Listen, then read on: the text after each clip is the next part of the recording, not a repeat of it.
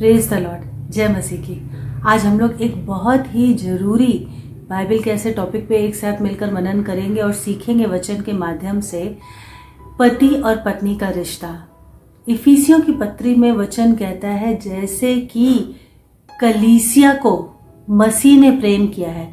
कलीसिया यानी कि चर्च, यानी कि हम और आप मसीह की दुल्हन है। और वहां पर लिखा है कि मसीह ने इतना प्रेम किया है कि अपनी दुल्हन के लिए अपने आप को कुर्बान कर दिया है, बचाने के लिए दे दिया है, उसकी सेफ्टी के लिए, उसकी सुरक्षा के लिए, उसकी बेहतरी के लिए अपने आप को खर्च किया है। और वहां पर शिक्षा ये दी गई है वचनों से। आज हम एक एक करके बारी बारी से देखेंगे कि पति के और पत्नी के दोनों के मिलकर क्या कर्तव्य है, क्योंकि पतरस कहता है कि दोनों जीवन के वारिस हैं। पतरस ने अपनी पत्री में लिखा कि दोनों जीवन के वारिस हैं।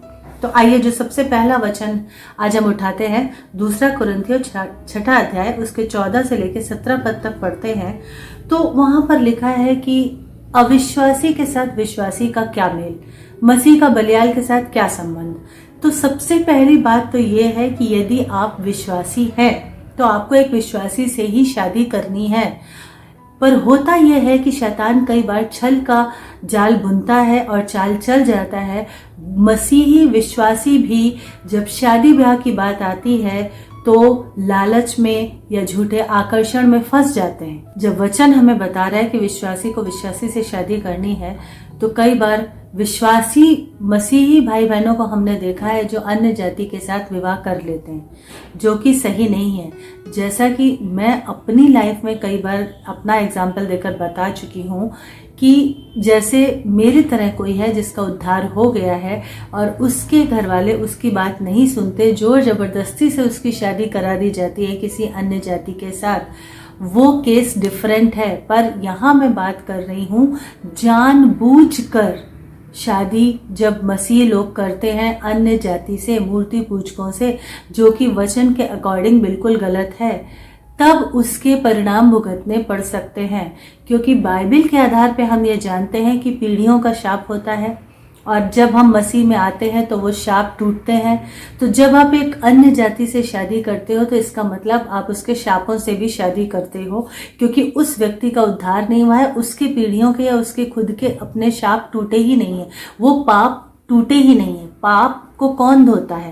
पहला यूहन्ना पहले अध्याय के 7वें और 9वें पद में वचन कहता है कि यीशु का लहू हमें सारे पापों से शुद्ध करता है। पर यहाँ तो उस व्यक्ति ने यीशु को अपना उद्धारकर्ता ग्रहण किया ही नहीं, उसने ये कबूल किया ही नहीं कि यीशु के लहू से मेरे पाप धुल गए। और जब उसके पाप धुल गए तो अब से वो मसीह में नई सृष्टि है। तो जो बाप दादों के कर्ज थे, जो बाप दादों की गलत रीतियां विधियां या उनके काम थे या उनके पाप थे, वो अब फिर उस व्यक्ति का पीछा नहीं कर रहे हैं, क्योंकि अब से वो मसीह में नई सृष्टि है।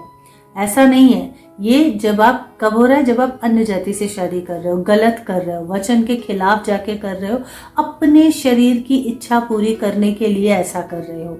हमें करना यह है कि सबसे पहले उपवास और प्रार्थना के साथ परमेश्वर से प्रार्थना करनी है कि परमेश्वर आप बताइए, प्रभु जी आप बताइए कि हम कहाँ शादी करें, क्योंकि शादी जीवन का एक अहम फैसला है और इस फैसले में सबसे ज्यादा यीशु की मर्जी हमें पूछनी जरूरी है। पर उल्टा होता है। मैंने देखा है कि कई बार जब पादरी लोग या पास्टर लोग मना भी करते हैं या घर के बड़े बुजुर्ग मना भी करते हैं कि नहीं बेटा ये बाइबल के खिलाफ है शादी, तो बच्चे सुनते नहीं है, जवान लोग सुनते नहीं है और गलत स्टेप ले लेते हैं। फिर सारी जिंदगी उस चीज को ढोते रहते हैं या वहां पर रोना पीटना और सब होता है। एक विश्वासी एक अच्छे विश्वासी से ही शादी करें, क्योंकि मैंने ऐसे भी एग्जाम्पल देखे हैं जहां विश्वासियों ने एक नामधारी मसीह व्यक्ति से शादी करके अपने जीवन को दुखों से भर लिया है। एक बहन थी जिनके बारे में किसी ने मुझे बताया कि वो अपनी पसंद के लड़के से शादी करना चाहती थी, लव मैरिज करना चाहती थी। वो मसीह, उनका परिवार का उद्धार हो चुका था, दावा तो वो ये करती थी कि उनका भी उद्धार हो चुका है। पर जिस तरह के लोग काम करते हैं मुझे समझ नहीं आता कि अगर उद्धार हुआ है, आप बाइबल जानते हो, तो आप ऐसे काम कैसे कर रहे हो। और उन्होंने जब उनको मना किया गया, समझाया गया कि नहीं अन्य जाति से शादी मत करिए, तो उन्होंने मेरा उदाहरण देते हुए कहा कि देखो वो स्मृति सिस्टर ने भी तो शादी करी थी और एक आत्मा को जीता, तो मैं भी एक आत्मा को जीतूंगी। आप जिस व्यक्ति के बारे में जानते ही नहीं है, उसके जीवन की कठिनाइयां या उसके जीवन की परिस्थितियां कैसी थी, आप कैसे उसके बारे में कोई भी फैसला लेके अपने ढाल की तरह इस्तेमाल कर सकते हैं। उन्होंने कभी मुझसे आके पूछा ही नहीं, बस उन्होंने ये मान लिया कि मैंने अपनी मर्जी से ऐसा किया था। वचन के खिलाफ कोई काम मैंने अपनी मर्जी से कभी नहीं किया। लेकिन लोग ऐसे ही, एक और बहन थी, उनका जब उद्धार हुआ, वो नौकरी करती थी, अपने पैरों पे खड़ी थी, और फिर उनको किसी ने, एक हमारी आंटी है, उनसे मिलवाया।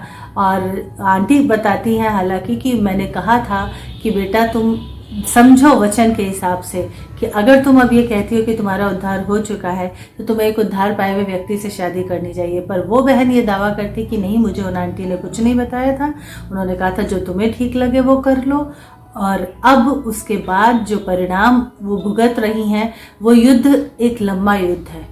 यीशु एक दयालु परमेश्वर है, वो आपकी प्रार्थनाओं का उत्तर देता है, पर आप जब जानबूझ के फंदे में फंसते हो तो वो कॉन्सिक्वेंसेस, वो परिणाम आपको भुगतने पड़ते हैं जो आपने लालच में या अपने शरीर में आके फैसले लिए। आपने चीज़ों को समझा नहीं, आपने बातों को बड़े हल्के में लिया, वचन की गंभीरता को उस वक्त तक आपने समझा नहीं, और आपने अपनी मर्जी से फैसले लिए। और आपने शायद लालच में आके, या आपने दुनियावी सुख आराम देखा। सबोपदेशक 4:10 में लिखा है, 1 से 2 अच्छे हैं क्योंकि उनके परिश्रम का अच्छा फल मिलता है, क्योंकि यदि उनमें से एक गिरे तो दूसरा उसको उठाएगा, परंतु है उस पर जो अकेला होकर गिरे और उसका कोई उठाने वाला ना हो। और इसके बाद 12वें पद में, उसके लास्ट वर्स में वचन कहता है, 12वें के आखिरी पोर्शन में, जो डोरी 3 तागे से बटी होती है वो जल्दी नहीं टूटती। तो 2 एक साथ चलेंगे, एक गिरेगा एक उठाएगा। कब उठाएगा? जब दोनों सेम मंशा के होंगे, जब दोनों एक ही विचारधारा के, जब दोनों मसीह के मानने वाले होंगे। तो अगर जीवन की उलझनों को या चुनौतियों को या मुश्किलों को फेस करेंगे और एक का उत्साह या विश्वास थोड़ा कमजोर पड़ने लगेगा तो दूसरा वचन से तो उसको हौसला देगा। यहाँ पर ये बात लिखी है। लेकिन आपका विश्वास मसीह पे, आप दूसरे मूर्ति पूजक से शादी कर रहे हैं तो वो आपको क्या हौसला देगा? वो तो आपको दुनिया की रीतियां सिखाएगा। ऐसी बहनों को मैंने देखा है, जैसे मैंने अभी इन बहन के बारे में बताया, अपनी सुख सुविधा, अपने ऐशो आराम, अपने शरीर की लालसा को पूरा करने के लिए वो ऐसा करती हैं, या भाई ऐसा करते हैं, मसीह भाई लोग, और दावा ये करते हैं कि हम एक आत्मा जीत लेंगे। जब तक प्रभु ने आपसे नहीं कहा है, जब तक परमेश्वर आपको कोई काम नहीं दे रहा है, आप कोई असाइनमेंट अपने हाथ में मत लीजिए। क्या प्रभु ने आपसे कहा, क्या यीशु ने कहा कि जो उस व्यक्ति से शादी करके उसको मेरे लिए जीतो? नहीं, ये आपकी अपनी खुद की इच्छा है जिसको आप मसीह का नाम दे रहे हो, और ये बहुत ही गलत है। मसीह की ये इच्छा नहीं है, पवित्र आत्मा नहीं हो आप जो किसी को बदल दोगे। जब तक परमेश्वर नहीं देता कोई काम, उस काम को हाथ में नहीं लेना है। पर होता क्या है कि हम अपनी इच्छा को यीशु की इच्छा का नाम लगाकर पेश करते हैं। ऐसे ही एक बहन थी, वो भी उद्धार पाई हुई हूँ ऐसा दावा करती थी और नौकरी करती थी, और उनको बहुत ये था कि नहीं, मैं इतना कमाती हूँ तो मेरा पति इतना कमाने वाला होना चाहिए, ऐसा होना चाहिए, वैसा होना चाहिए। और जब हम सब भाई बहन, उनके जो आसपास के हम लोग जानने वाले थे, हम लोग जब ढूंढते थे उनके लिए लड़का, किसी सूटेबल मैच को, तो कुछ ना कुछ वो कमी बता के उसको किनारे करती थी और कहती थी नहीं ये वाला, नहीं ये वाला। फाइनली हुआ क्या, उन्होंने एक जेंटाइल से शादी कर ली। उनकी लाइफ तो बहुत अच्छे से सेटल हो गई, वो अमेरिका जाके सेटल हो गई, आराम से अच्छे से बस गई, लेकिन उद्धार खो दिया। आज उनके जीवन में यीशु कहीं नहीं है। आज जब उनकी मैं सोशल मीडिया पे पोस्ट देखती हूँ तो मुझे बहुत अफसोस होता है। वही मूर्ति पूजा और वही सब, कहीं भी मसीह नहीं है। और मैं सोचती हूँ सच में क्या कभी इसका उद्धार हुआ भी था? मुझे शक है, मुझे डाउट है उस बहन के उद्धार पे। वो दावा करती थी कि उसका उद्धार हुआ है, और एक भाई जिनके थ्रू हम लोग उनको मिले थे, वो भाई बताते थे कि इनका बपतिस्मा भी हो चुका है। पर उन्होंने दुनिया के सुख और ऐशो आराम को चुना, मसीह के क्रूस के बजाय। तो शादी बहुत सोच समझ के करिए, क्योंकि अगर आप ये कहते हो कि आपका उद्धार हुआ है तो जान लो कि सबसे पहली शादी तो आपकी मसीह से हो चुकी। मैंने मेरे हस्बैंड को यही कहा था एंगेजमेंट के बाद कि देखिए, मेरे दिल में यीशु है और मैं यीशु को नहीं छोड़ सकती। आपसे शादी करने के बाद भी मैं आपके घर आऊंगी तो यीशु मेरे साथ आएगा। यीशु के बिना मैं नहीं जी सकती। अभी भी अगर आप चाहते हो तो इस एंगेजमेंट को तोड़ दो, जो बदनामी होगी हमारा समाज हमें पता है कैसा है। मैं उस बदनामी को सहने को तैयार हूँ, पर मैं यीशु के साथ रिश्ता तोड़ने को तैयार नहीं हूँ। और मेरे पति ने कहा था, पास्टर देव ने उस वक्त कहा था कि ठीक है तुम मानो यीशु को, मुझे कोई प्रॉब्लम नहीं है, लेकिन मुझे फोर्स मत करना। तो वो जो परिस्थितियां थी, मेरी कोई बात समझ नहीं रहा था, उद्धार को कोई समझ ही नहीं रहा था मेरे घर में, इमोशनल ब्लैकमेलिंग चालू थी, बहुत सारी ऐसी चीज़ें जो शायद मैं आज की तारीख में आपको एक्सप्लेन करने बैठूं तो एक्सप्लेन भी ना कर पाऊं ठीक से, और आप समझ भी ना पाए, मैं समझा भी ना पाऊं। पर फिर भी क्योंकि मैंने ये किया इसलिए ये काम सही है, ये मैं हरगिज नहीं कहूँगी। होता क्या है, मैंने देखा है बहुत से पास्टर्स को जो खुद लव मैरिज करते हैं। मैं देखिए लव मैरिज के अगेंस्ट में नहीं हूँ, सुनने वाले लोग कहीं से भी ऑफेंडेड मत होइएगा, पर मैंने देखा है कि पुलपिट पे खड़े होके कैसे खुद पास्टर लव मैरिज को प्रेज करते हैं, उसको बूस्ट करते हैं। जवानों को आप क्या संदेश दे रहे हो? आज ये जो चरवाहे हैं उनकी जिम्मेदारी बनती है, आप क्या संदेश दे रहे हो, आप क्या सिखा रहे हो? क्योंकि आपने वो काम किया इसलिए वो काम सही है? नहीं। जो चीज जब तक परमेश्वर की नजरों में सही ना हो वो सही नहीं हो सकती, चाहे वो किसी भी बड़े से बड़े परमेश्वर के दास ने उस काम को क्यों ना किया हो। अगर वो बाइबल के अकॉर्डिंग सही नहीं है तो वो सही नहीं है। मैंने जो किया था वो सही नहीं था, मुझे करना पड़ा था, पर फिर भी मैं कभी नहीं कहती किसी जवान से कि तुम ऐसा करो, वो गलती थी, वो गलत था एज पर बाइबल। और आप इस बात को कहने का दम रखिए कि मुझे ये करना पड़ा पर वो गलत था। आज वो जो बहन है जिन्होंने वो आंटी की भी बात नहीं सुनी और कहती हैं कि मुझे तो मना ही नहीं किया गया था, मुझे किसी ने बताया ही नहीं था, ऐसा वैसा। अब ईशु ही जाने सच क्या है, पर वो जैसा दावा करती, वो मुझसे पूछती कि अच्छा तो आपको कितने दिन तक फिर ये सब करना पड़ा था, फिर ये पूजा पाठ से आपको कब मुक्ति मिली थी, फिर आपने कब तक ये किया? मैंने कहा देखो मेरी बराबरी मत करो, मैं यीशु की मर्जी में चल रही थी, उसके प्लान के अंतर्गत थी। तुमने अपनी ह्यूमन स्पिरिट में स्टेप लिया है, तुम तुम्हारे प्लान के अंतर्गत हो। अब उसके लिए यीशु को पता है कि कितना समय लगेगा। हाँ, एक बात है, हम प्रार्थना करेंगे, अपनी गलतियों की माफी मांगेंगे, दीन और नम्र हो जाएंगे, हमारा प्रभु हमारे लिए रास्ता जरूर निकालेगा। जो डोरी 3 धागों से बंधी हो वो नहीं टूटती। पति और पत्नी के आपसी रिश्ते में तीसरा धागा यीशु होना ही चाहिए।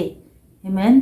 पहला पत्रस 3rd चैप्टर 3रे अध्याय में लिखा है, हे पत्नियों तुम भी अपने पति के अधीन रहो, इसलिए कि यदि इनमें से कोई ऐसे हो जो वचन को ना मानते हो तो भी तुम्हारे भय सहित पवित्र चाल चलन को देखकर बिना वचन के अपनी अपनी पत्नी के चाल चलन के द्वारा खिंच जाए। मेरे जीवन में ये वचन खरा उतरा क्योंकि मैं प्रभु की मर्जी में चल रही थी। और जब कहा जाता है कि पति के अधीन रहो, तो आज के जो पत्नियां हैं उनके लिए थोड़ा ये बड़ा मुश्किल सी बात हो जाती है, क्योंकि आज हस्बैंड वाइफ दोनों बराबरी का दर्जा पाए हुए हैं, दोनों जॉब करते हैं, दोनों इक्वल कमाते हैं। इनफैक्ट कहीं कहीं वाइफ की पेमेंट हस्बैंड से ज्यादा होती है। तो वहां पर भी पत्नी को वचन ये सिखाता है कि हम्बल होना ही चाहिए। पर अब अगर आप अन्य जाति से शिक्षा लेंगे तो आप इस वचन को फॉलो नहीं कर पाएंगे। शुरुआत में मुश्किल होती है, लेकिन जब हम यीशु को प्रेम करते हैं और वचन पे चलते हैं तो हमारे लिए फिर वचन को फॉलो करना इजी बना देता है पवित्र आत्मा। होता है कि जब हस्बैंड और वाइफ में थोड़ा बहुत टकराव, किसी न किसी बात पर कुछ ना कुछ मनमुटाव तो आता है, ऐसी सिचुएशन आती है, पर वहाँ पर हमें पवित्र आत्मा की आवाज़ सुननी है, शैतान की नहीं सुननी है। क्योंकि शैतान बोलेगा कि नहीं गलती उसकी है, सॉरी उसको बोलने दो, तुम्हारी कोई गलती नहीं है, तुमने बिल्कुल सही किया था। पर अगर गलती ना होते हुए भी हम सॉरी पहले बोल दें तो वहाँ पर हमारा ईगो आता है।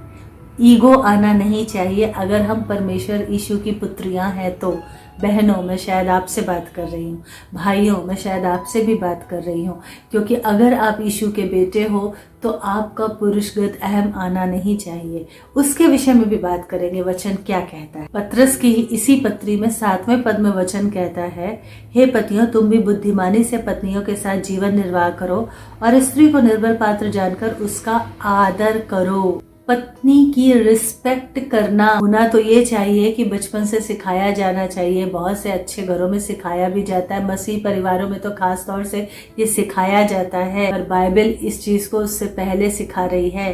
पत्नी का आदर करो, ये समझ कर कि हम दोनों जीवन के वरदान के वारिस हैं। अभी मैंने कहा था दोनों जीवन के वरदान के वारिस हैं, जिससे तुम्हारी प्रार्थनाएं रुक ना जाएं। पतियों, तुम्हारी प्रार्थनाएं इसलिए रुक रही हैं शायद क्योंकि तुम अपनी पत्नी को वो सम्मान नहीं दे रहे हो जो देना चाहिए। बहुत से भाइयों को मैंने देखा है मसीह कहलाने के बावजूद वो गाली गलौज करते हैं या अपनी पत्नी पे गुस्से में आके हाथ उठा देते हैं। एक क्षणिक गुस्सा आपको मसीह के वचन से कितना नीचे गिरा देता है। और ऐसा तब होता है जब आप पवित्र आत्मा के हाथों में अपना नियंत्रण नहीं देते हो।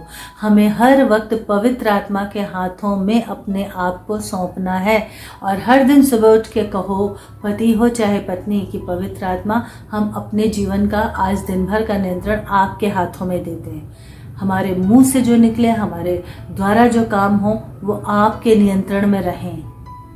क्योंकि बैरी ईडन गार्डन से परिवार तोड़ने की फिराक में है और मसीह आया परिवार को वापस जोड़ने, पिता से हमारे रिश्ते को जोड़ने। बैरी ने, शैतान ने परिवार तोड़ा। यूहन्ना 10:10 याद रखिए। वो आता है छलने, लूटने, चोरी करने, शांति, रिश्ते, मिठास आपस की, उसका यही काम है। एक मजबूत मसीही परिवार एक मजबूत नींव को जन्म देता है, एक मजबूत औलाद एक मजबूत मसीह समाज को जन्म देती है। और जब परिवार मजबूत होंगे तो मसीह की नींव जहाँ पक्की होगी वहां पर यीशु के राज्य को फैलाने में पवित्र आत्मा की सामर्थ उतरेगी। उन परिवारों के द्वारा, उन लोगों के द्वारा। छलावे की चालों को समझिए, ईगो को पीछे छोड़ दीजिए।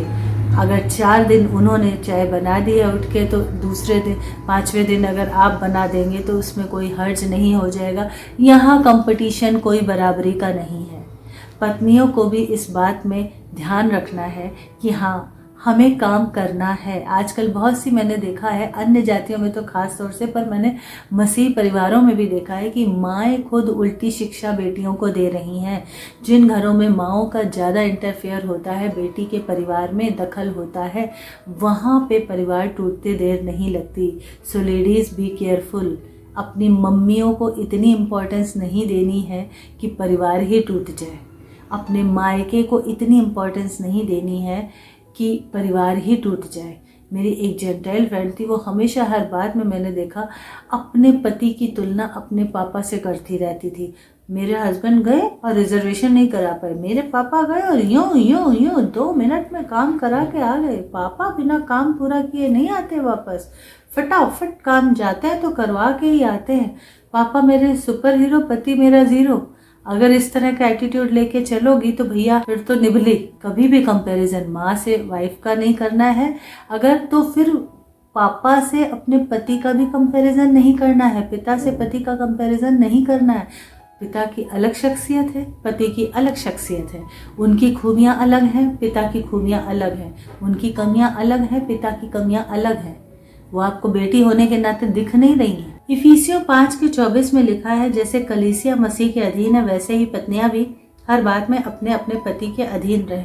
अधीन रहने का ये मतलब हरगिज नहीं है कि आप अपनी पत्नी को दबा कुचला या पैरों के नीचे दबा लें या उसकी आवाज ही ना आने दे, उसको बेचारे को सांस ही ना आने दे, परिवार के अहम फैसलों में उसकी राय न ली जाए। नहीं, बराबरी का दर्जा। यहाँ तक कि बच्चे भी जब इस चीज को देखते हैं तो वो भी सीखते हैं। कोई भी फैसले लेने हैं तो बच्चों को भी बैठा के, अब बच्चे, उनको इतना तजुर्बा नहीं है ज़िंदगी का, ना नॉलेज है ज़्यादा चीज़ों की, पर उनको बैठा के बताना है, उनको बैठा के सिचुएशन से अवगत कराना है कि बेटा हम ये काम करने जा रहे हैं और हम इस तरह से स्टेप लेने वाले हैं। वो हो सकता है आपको कोई गाइडेंस ना दे पाए, पर उनको ये पता चलेगा कि हाँ, परिवार में मेरा अहम हिस्सा है। तो ठीक वैसे ही पत्नी अपने बच्चों के सामने अपनी पत्नी का आदर करिए, अपने बच्चों के सामने अपने पति का आदर करिए, क्योंकि वो जो देखेंगे वही सीखेंगे। जीवन के हर छोटे बड़े फैसले में पति पत्नी दोनों को मिलकर समान रूप से मिलकर डिसीजन लेना चाहिए। यही बाइबल हमें सिखाती है। अधीन रहने का ये मतलब नहीं है कि पति पत्नी पे हावी हो जाए। या कहीं बराबरी का ये मतलब नहीं है कि पत्नी पति पे हावी हो जाए। जैसा कि हम जानते हैं कि परमेश्वर ने आदम की पसली निकाल के उससे एक स्त्री बनाई थी, यानी बराबरी की, ना उससे ऊपर ना उससे नीचे। पैरों की हड्डी नहीं निकाली थी, कंधे की हड्डी नहीं निकाली थी, पसली से निकाली थी, पसली को निकाला था और उससे एक स्त्री को बनाया था। तो बराबरी का दर्जा है।